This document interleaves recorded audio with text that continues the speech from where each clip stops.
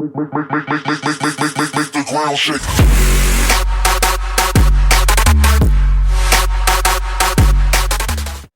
What's up everyone, I'm finally back with gameplay. So in this video, just getting straight in, I'm going to take a look at the newly released FCM 50T. So this is the first French tank to be introduced into Blitz, and it is a tier 8 medium tank.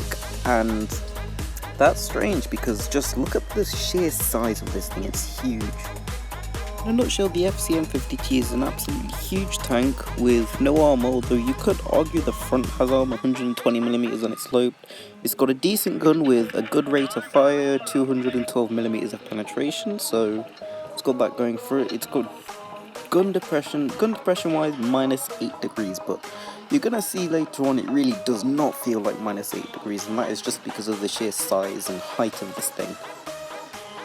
In this first game I'm on Himmelsdorf, and since this is a medium tank instead of a heavy on PC, it does get that medium spawn. I do go quite far forward, and then I realise my team is full of slow tanks. I should probably wait for them since this thing has no armor and can't hold its ground itself. So now my team's here, it's safe to go forward. I'm going to go to this first stop right here where the knocked over part of the train is. And hopefully I can see if I spot something to my left, and yep, there's a Pershing.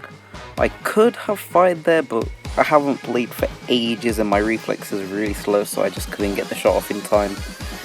But E75's gone, so I can go with him. He can be my meat shield, and there's a T54, so 212mm of penetration is kind of 50-50 to go through the front of the T54 depending on its angle, so I'm just going to load gold to make sure that it actually does go in. There's one shot, back off, let the E75 take the hits, and I wanted to go for a ram, but unfortunately it was taken out. Now there's the Pershing. Using this thing's good rate of fire, I can get it just another shot in before he goes away, and go down into the slope, use some of the gun depression it has, get another one in before the tortoise manages to get the kill. And one thing I actually forgot to mention about the FCM 50T is that it's actually a quick tank, which is why it's a medium on Blitz instead of a heavy. It has a top speed of 51 km an hour as well as a very good traverse speed of 41 degrees per second, so even though this thing is very big, it's also very maneuverable as well, so it actually can pull off those circles. So while I was talking about the speed, I just casually ammo racked an IS-3, and you know how easy those are to ammo rack, but with a small caliber gun it's pretty lucky. So I'm just going to go for the IS-6 now. I've got enough penetration to go through him, but then the T-32 just comes side on. He obviously wants us to shoot him, so I'll happily oblige. I'm gonna turn to kill the IS-6, but unfortunately I shoot and it hits his side, which is at an angle.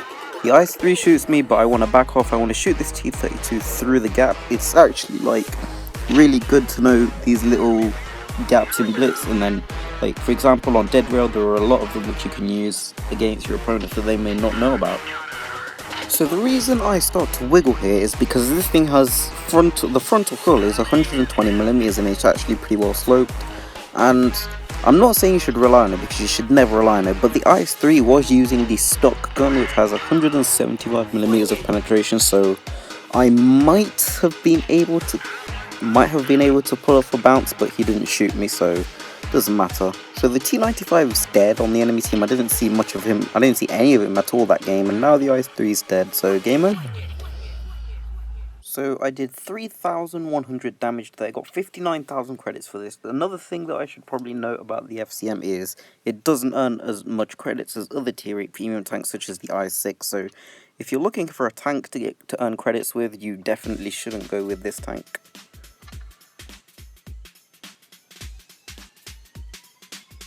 Okay, so the second game is now Mines, and considering this thing is a premium tank, I thought it would get the medium tank spawn. I start on the north side, and I'm not actually up on that little hill, which is a shame, so I was hoping to get that medium tank spawn, but I didn't. But this thing's still quick enough, it should get to the hill before the enemy medium tanks do.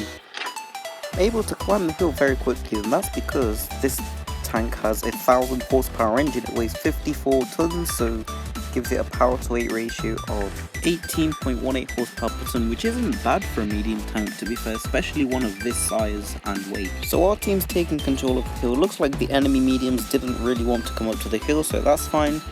And it's in this game where you're going to see how the gun depression definitely does not feel like 8 degrees. So they do have an ISU 152 on their team that could just be camping, so I don't really want to come out and shoot these two below me. Instead I can shoot this IS6 who's going across the river and not take any damage in return, which is nice. This T25-2 looks like he's about to do the same thing. I can put a shot into him as well, and I do.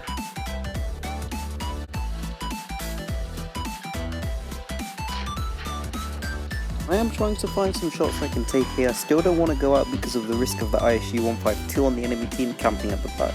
This IS6 comes out, I was going to take a shot at the T25-2, but that's a little bit too risky. And this gun's accuracy is 0.36, so it's not that accurate, but it's not bad either. So I am going to keep trying. That's a hit that I just made. And now we're putting pressure on the enemy team via the cap. They're going to have to come and do something because nobody's coming up to the cap. These two below me aren't really doing anything. The ISU's been spotted. I do want to, now I'm okay to take a shot at these guys, and this is where the gun depression just so bad for me. Like if I really had -8 degrees, and this thing does, if I was a smaller tank I definitely would have been able to get that shot down on the IS, a more reliable shot as well. So this T44 wants to come up. I tried to shoot, I missed as he backed off just as I was about to shoot at him. And yep, backed off because I didn't want to be shot by him, but he just tried to get the cap, and rightly so. And there we go, the gun depression yet again just not doing enough for me, just because this thing is a big tank. Now the ISU is coming, and I do want to prioritize him. Doesn't look like he has the BL10, it looks like he has the dirt gun, and he does shoot him. My T20 teammate sets him on fire, he's on 1 health, I didn't get the kill. So now they're really desperate. Lag there. T44 is going to reset the cap. I want to put as many shots into him before he dies. So now he's just a one shot. Hopefully I can out reload this T20. And yep, I do. And I got the kill. So now I know I can go for this IS. The ISU's dead. There's an IS3 left. He is actually camping in that corner. The IS6 is being taken care of, so I can just go for this IS3.